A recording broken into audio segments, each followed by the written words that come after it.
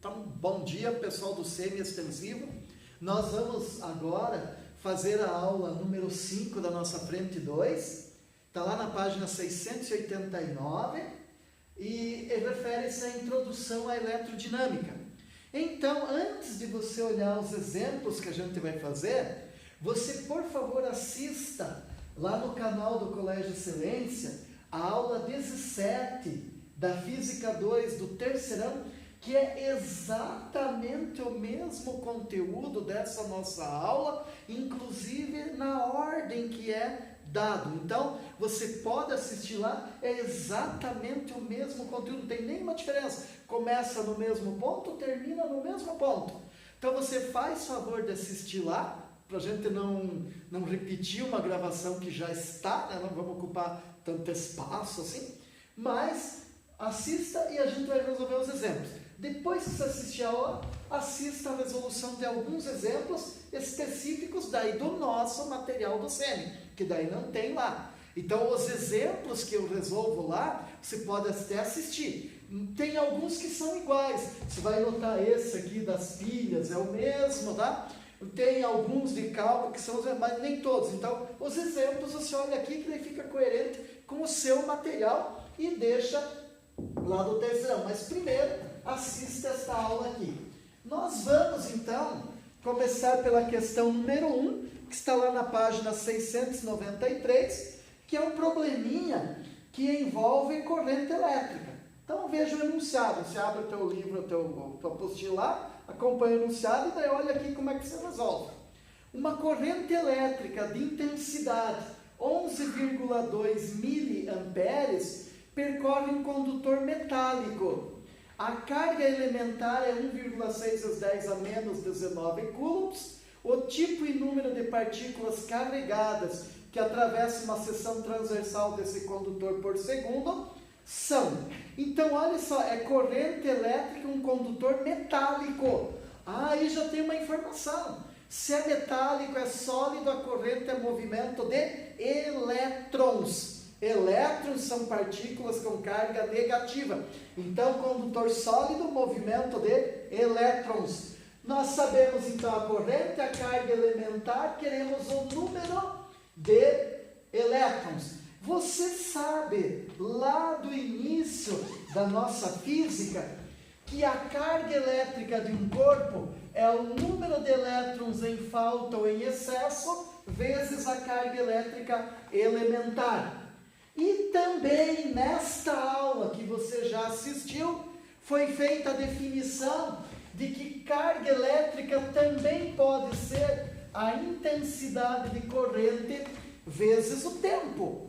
Então, essa você assiste aqui. A anterior é lá do começo do nosso curso. Como carga tem que ser igual a carga, então, M vezes E é igual a I vezes ΔT. Não é uma equação nova, é a junção das duas que a gente já conhecia. É a combinação dessas duas que nós já conhecíamos. Então, quando nós pegamos isso aqui, nós podemos escrever isso. Não entenda isso aqui como uma nova fórmula. Dos dois lados da igualdade era a forma de calcular carga elétrica. Na eletrostática e na eletrodinâmica, só isso. Aí vai substituir valor. Então, N, não sei, quero descobrir. Carga elementar 1,6 vezes 10 a menos 19. E 11,2 miliampere. Esse aqui nós já fizemos várias vezes essa leitura.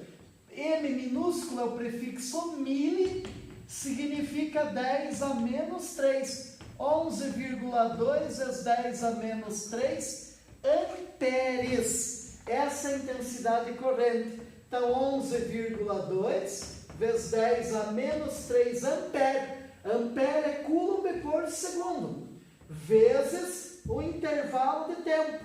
1 segundo, porque ele diz por segundo, então é num segundo. Então, coulomb por segundo com segundo vai sobrar só coulomb. Tem coulomb do outro lado, vai cortar, o número vai ser um número, o número não vai ter unidade de medida. Então, quem vai ser o M? 11,2 vezes 1 é 11,2, vezes 10 a menos 3.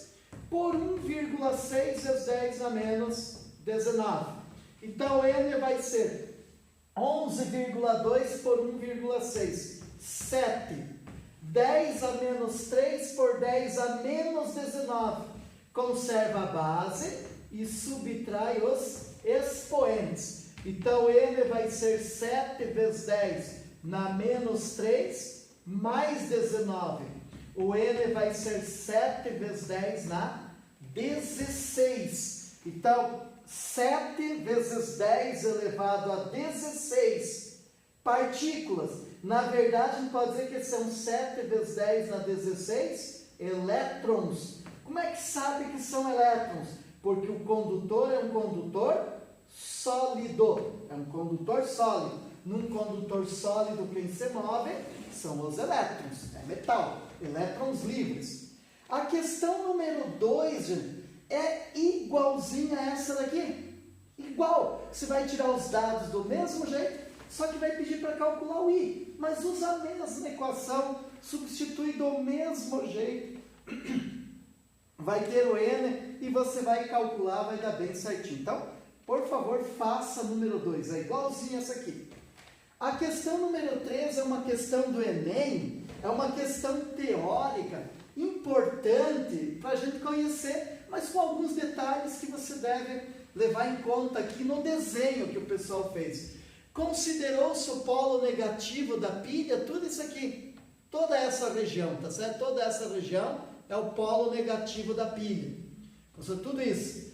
Aí o polo positivo está concentrado aqui nessa saliência. Então a gente tem essas situações aqui. Só para a gente já fazer essa recomendação, para que daí não fique dúvida. Mas vamos ver o enunciado. Um curioso estudante empolgado com a aula de circuito elétrico que assistiu na escola, resolve desmontar sua lanterna, utilizando-se da lâmpada e da pilha, retiradas do equipamento e de um fio com as extremidades descascadas, fez as seguintes ligações com a intenção de acender a lâmpada.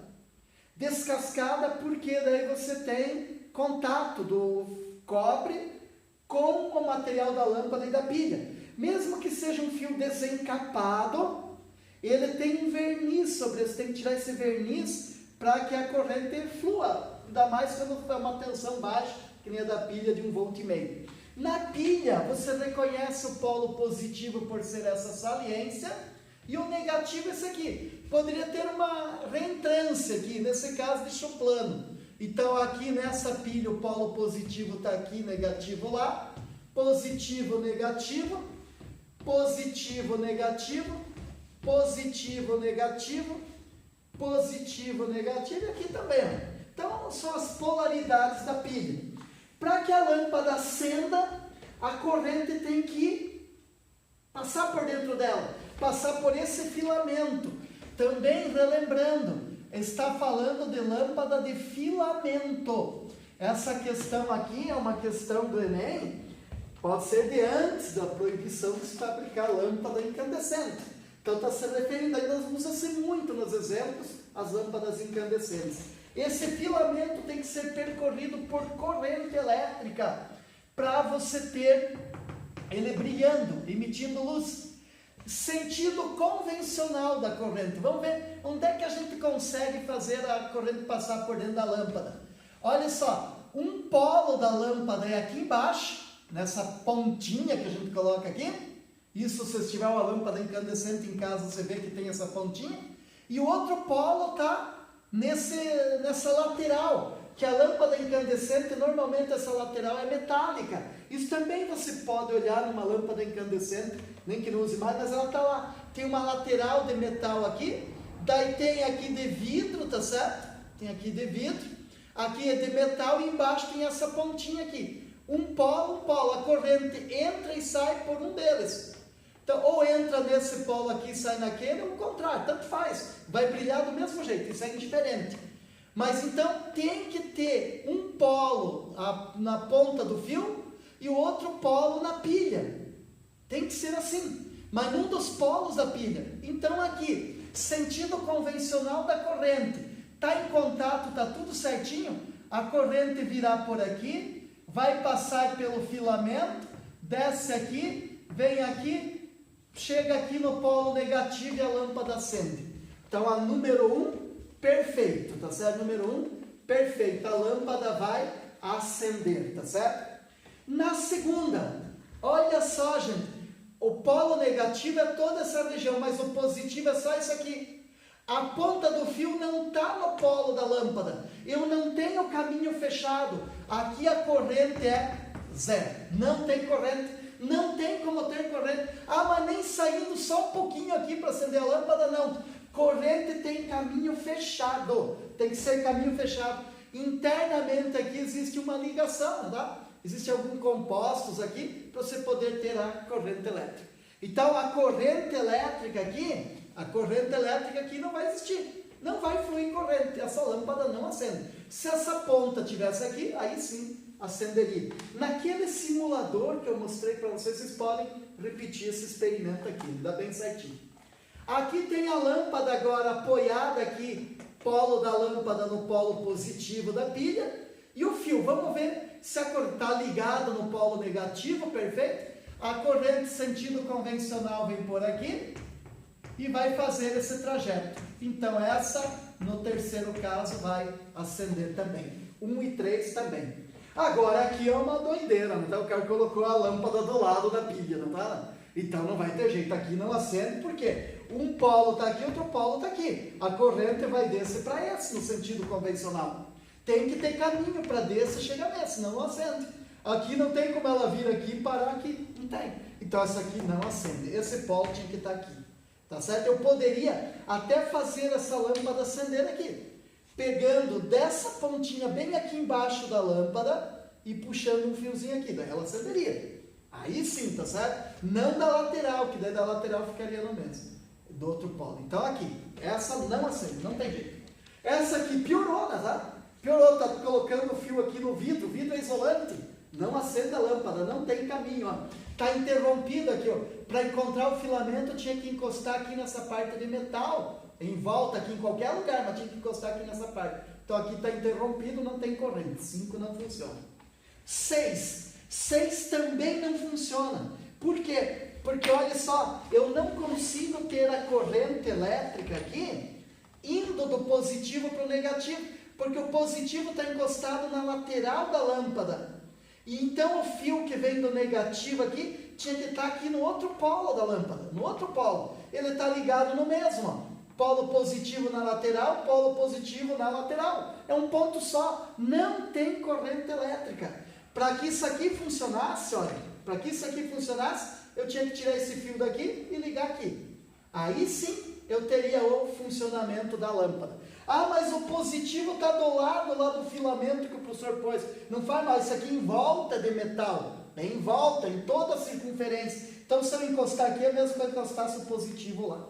Então, não funciona essa lâmpada aqui, tá certo? Isso aqui não funciona. E essa aqui? A lâmpada está deitada aqui, polo positivo, então, essa aqui tem o filamento que está aqui, a ponta do fio que está aqui, vai receber do polo positivo. A outra extremidade vai para o polo negativo, tem caminho. Então a corrente vai fazer esse trajeto aqui e a lâmpada vai acender. Então, onde é que a lâmpada acende? 1, 3 e 7. Nos outros ela não acende. Já? Então essa questão 3, teórica, bem importante para a gente, tá certo? Então acende na 1, na 3 e na 7. Nas outras não acende. Questão 4, questão número 4, ela é assim. Questão 4. Diz assim: você tem ali, suponha que num experimento de eletrólise, representado na figura a seguir, então você tem aqui um tanque, um reservatório, aqui tem um tubo, tem um condutor, aqui tem outro. Isso na aula que você assistiu ali, você viu essa explicação da corrente, tá? Eu tenho aqui em cima, ele está ligando assim, daria no mesmo, mas vamos deixar igual como está lá. A ligação é aqui, chama aqui de A, e põe aqui o polo positivo. Tá? Aqui o negativo e para cá. Né? Então está assim, isso aqui é uma solução. Então, Tem um líquido aqui, água, pode ser, com algumas substâncias diluídas aqui dentro. Isso aqui é uma solução.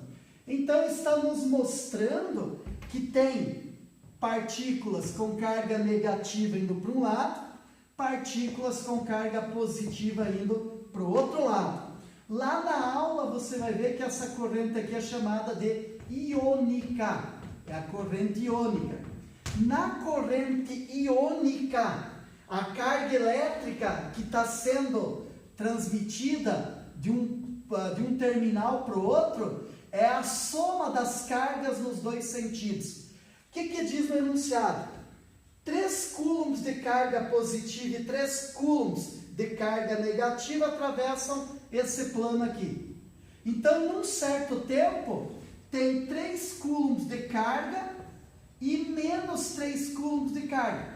3 vai para lá, 3 vem para cá. Aqui vem cargas negativas. Esse cara é o ânodo. Para cá vão cargas positivas. Esse cara é o cátodo. Então, num certo tempo, que ele diz aqui que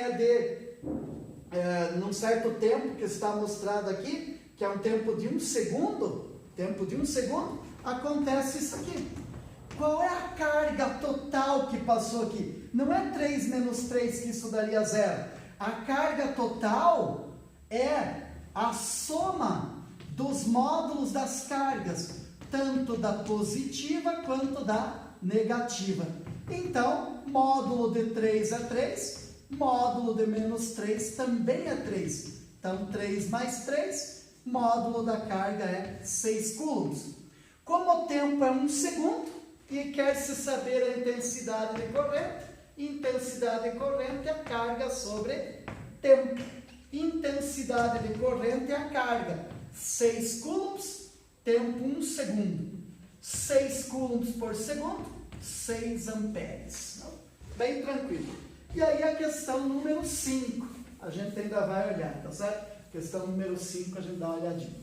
Então a questão número 5, ela é assim. A distribuição média, tem um gráfico lá, você vai poder olhar esse gráfico, lá no teu material, tem um gráfico. Esse gráfico é o de pizza lá. A distribuição por equipamento do consumo de energia elétrica nas residências do Brasil é apresentada no gráfico a seguir. Então, ele vai dizer que a geladeira consome 30%, lâmpada incandescente 20%, TV 10%, máquina de lavar 5%, outros 5%, chuveiro 25% e o ferro de passar 5%. Como medida de economia, em uma residência com 4 moradores, o consumo médio de energia elétrica foi reduzido para 300 kWh. 300 kWh. E se nela há um chuveiro, se nessa residência obedece à distribuição dada no gráfico, e se nela há um chuveiro de 5.000 watts, então a potência desse chuveiro é 5.000 watts, e a energia que o chuveiro consome, aí você vai no gráfico, chuveiro 25%. Porcentagem sempre de alguma coisa. De quem? D na matemática é vezes 300 kWh, que é o consumo da residência. Então o chuveiro gasta 25%, né?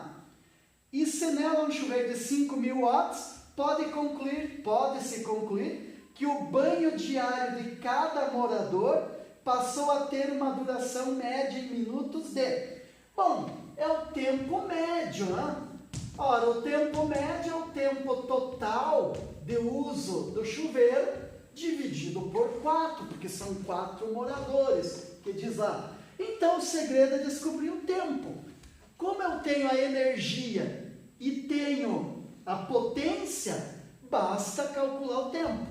Potência, 5.000 watts, transforma em quilowatt, porque aqui está em quilowatt. 25% de 300 kW, 25 por 100 vezes 300 kW. Corto aqui esses dois zeros, 75 kWh. Isso é o que o chuveiro está gastando de energia.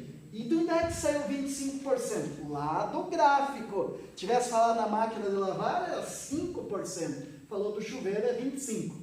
Então, essa é a energia. Repara que, se eu quero calcular o tempo, eu sei a energia, tá certo? Sei a energia, que é potência vezes tempo. Então, calculei o valor do tempo.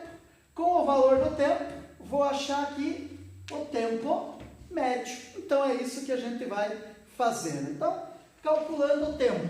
Energia, 75 kWh, potência 5 kW vezes o tempo. Olha só, quilowatt com quilowatt. Sobrou então aqui o tempo dado apenas em horas, né? Então aqui quilowatt-hora, eu simplifiquei o quilowatt dos dois lados. Então sobrou hora. Isso quer dizer que o tempo é 75 por 5. O tempo será um tempo de 15 horas. Mas que acontece quanto? No mês, né? 15 horas por mês, tá certo? 15 horas por mês que está sendo usado esse chuveiro. Então, eu posso agora ver quantas horas é por dia. Quantas horas é por dia? Porque o banho médio é o tempo de uso do chuveiro por dia, dividido por 4, né? Então, quanto tempo gasta num dia esse chuveiro? Pego as 15 horas e divido por 30 horas, né? Por 30 dias. Então, o mês tem 30 dias. São 15 horas dividido por 30 dias. Quanto tempo por dia foi usado o chuveiro? 0,5 horas por dia. Mas 0,5 horas, você sabe que é 30 minutos. Meia hora. Então, esse chuveiro está sendo usado meia hora por dia. Quer dizer que o tempo médio de cada pessoa usando esse chuveiro num dia, 30 minutos dividido por 4. Então, o tempo médio vai ser 30 por 4, 7,5 minutos. Esse é o tempo que cada pessoa fica embaixo do chuveiro por dia. Então, é a duração do banho, supondo que o povo toma banho uma vez por dia, certo? Isso não foi dito aqui, mas é um banho diário, então uma vez só. Então, gente, está resolvido aqui os exemplos. Assistam aquela aula que a gente mencionou e qualquer dúvida, um dia a gente marca uma aula ao vivo para tirar. Então, até mais.